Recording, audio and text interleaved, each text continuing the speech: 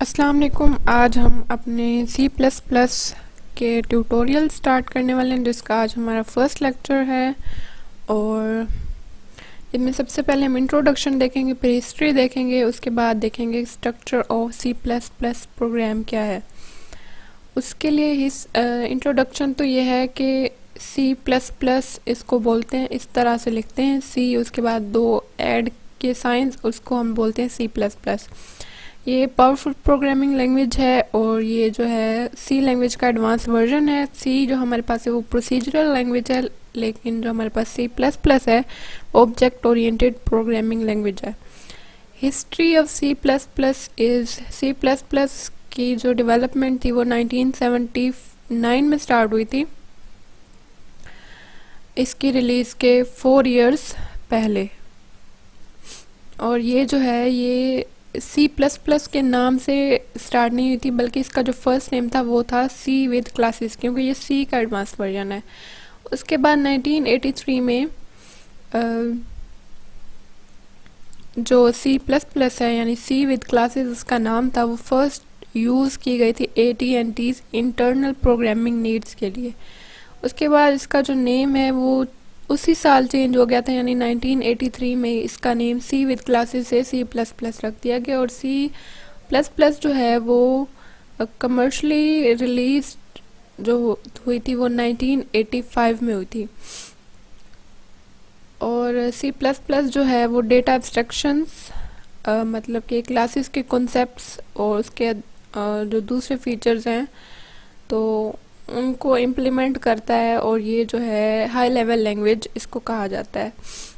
Classes जो हमारे पास होती हैं वो प्रोग्रामर्स की हेल्प करती हैं कि हमारे कोड को ऑर्गेनाइज करने में, जो हमारी क्लासेस होती हैं वो हेल्प करती हैं। ये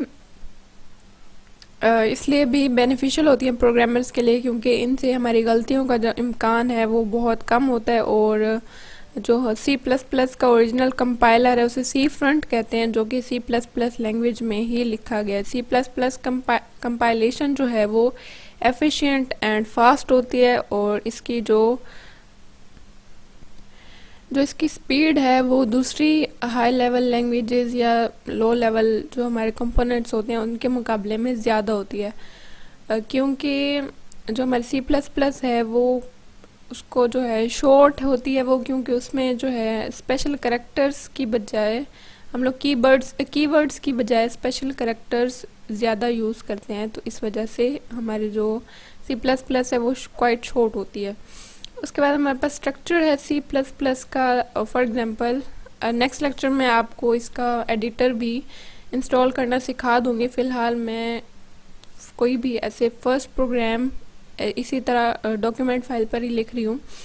तो सबसे पहले हमारे पास लाइन है hash include iostream using name space std int main cout hello world। Okay, जो हमारा C++ प्रोग्राम होता है उसके जो है 3 मेन पार्ट्स होते हैं। एक हमारे पास प्री प्रोसेसर डायरेक्टिव, एक मेन फंक्शन, और उसके बाद C++ स्टेटमेंट्स।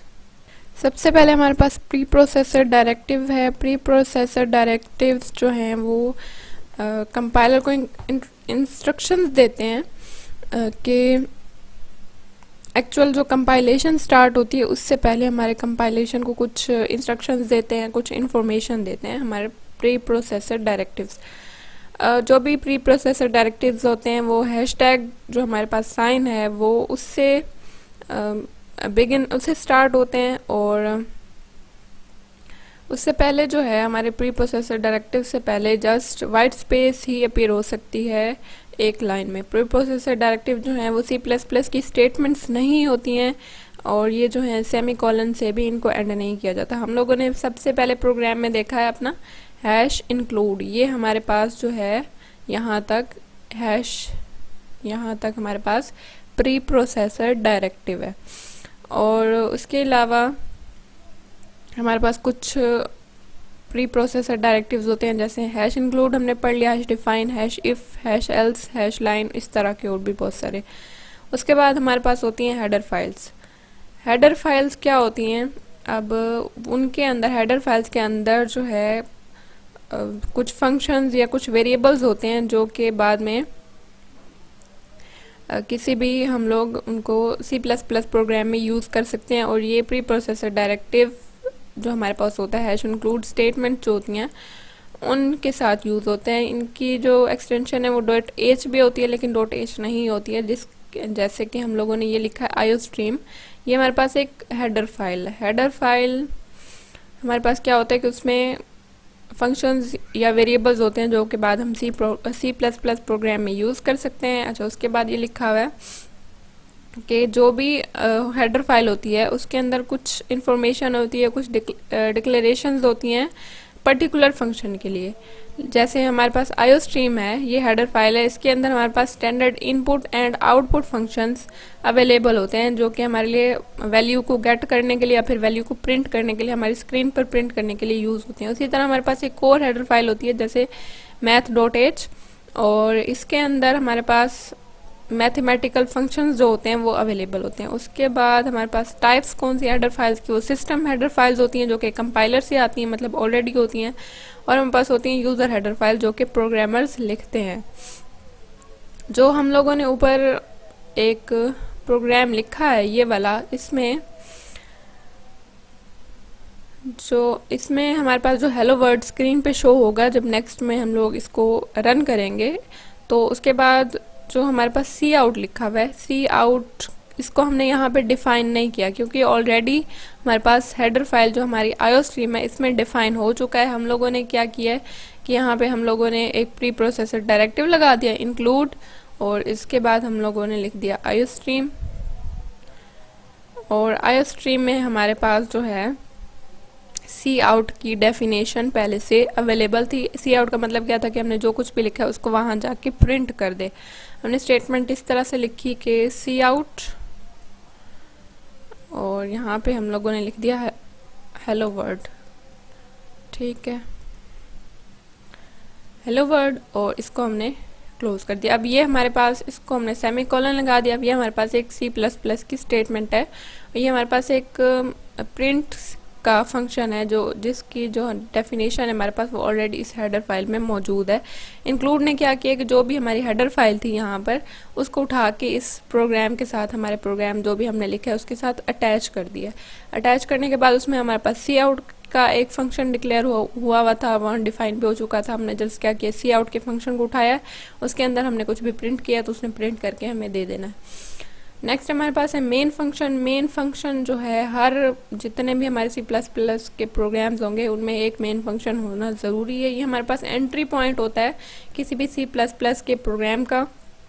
ये वो वाला पॉइंट होता है जहाँ से हमारे प्रोग्राम की एग्जीक्यूशन स्टार्ट होती है। जैसे हमारा प्रोग्राम जो है वो एग्जीक्यूट होना शुरू होता है, वो हमारा कंपाइलर जो है वो डायरेक्टली मेन फंक्शन में जाता है और मेन फंक्शन को पहले एग्जीक्यूट करते हैं। और हर प्रोग्राम का एक मेन फंक्शन होना लाजमी है। ये इस तरह से है इसका सिंटैक्स के, यहाँ पे इंट मेन लिखा और यहाँ पे 2 कर्ली ब्रेसेस लगा दी। जैसे कि ये हम लोगों ने लिखा है इंट मेन, और इस तरह अंदर जो भी स्टेटमेंट लिखेंगे वो डायरेक्टली हमारा जो कंपाइलर है वो इसके अंदर जाएगा और वो उसको कंपाइल करेगा, एग्जीक्यूट करेगा। नेक्स्ट है हमारे पास कि इस सिंटैक्स में हमने एक इंट यूज़ किया। इंट रिटर्न टाइप है मेन फंक्शन की, और जैसे ही मेन फंक्शन में हम लोग कोई भी स्टेटमेंट प्रिंट करवाएंगे, कुछ भी करेंगे तो हमें इंटीजर टाइप वैल्यू जो है वो रिटर्न करेगा। उसके बाद मेन लिखा हुआ है, मेन हमारे फंक्शन का नेम है जो कि ऑलरेडी प्री डिफाइंड है सी प्लस प्लस की लाइब्रेरी में, ठीक है। उसके बाद सी प्लस प्लस स्टेटमेंट्स होती हैं, ये थर्ड पार्ट है हमारे structure of C plus plus program का। जो हमारे पास स्टेटमेंट्स होती हैं उनको हम लोग फॉर एग्जांपल हमने मेन के अंदर लिखना है या फिर मेन के बाद लिखना है, और ये कर्ली ब्रैकेट्स होती हैं इनके दरमियान में। और ये हमारे जो भी प्रोग्राम की बॉडी होती है और हर जो भी स्टेटमेंट होती है सी प्लस प्लस की स्टेटमेंट, उनको हम लोग एंड करते हैं सेमीकोलन से, जिस तरह हमने ऊपर भी किया था। सी प्लस प्लस जो है वो हमारे पास केस सेंसिटिव लैंग्वेज है, और सी प्लस प्लस की जो हम लोग लिखते हैं स्टेटमेंट्स वगैरह लिखते हैं हम सी प्लस प्लस प्रोग्राम, तो उसको हम लोअर केस में लिखते हैं। लेकिन कुछ ऐसे केस आ जाते हैं जिसमें हम अपर केस में लिखते हैं। इसका मतलब ये है कि फॉर एग्जांपल मैंने यहाँ पे दे दिया है इंट एक्स, और यहाँ पे अगर मैं प्रिंट करवाऊंगी, सी आउट मैंने करवा दिया है एक्स, तो अब इसका क्या मतलब हुआ कि ये जो स्टेटमेंट है ये मेरे पास डिफरेंट है। लेकिन अगर मैं इसको इस तरह से कर दूंगी ट्रिपल कैपिटल एक्स, तो इसका मतलब ये दोनों सेम नहीं है, वो मुझे एरर दे देगा कि आपने जो है वेरिएबल का नेम यहाँ पे गलत लिखा है। तो हमारे पास ये केस सेंसिटिव होती है इसमें, मतलब कि कैपिटल लेटर्स और स्मॉल लेटर्स जो भी हमारे पास होते हैं उनका मीनिंग जो है वो डिफरेंट होता है। आई होप कि आपको समझ आ गई होगी। उसके अलावा भी अगर कोई सवाल है तो आप मुझसे पूछ सकते हैं कमेंट सेक्शन में, और इसका जो नेक्स्ट लेक्चर है वो इसके बाद मैं अपलोड करूँगी इंशाल्लाह। Thank you for watching.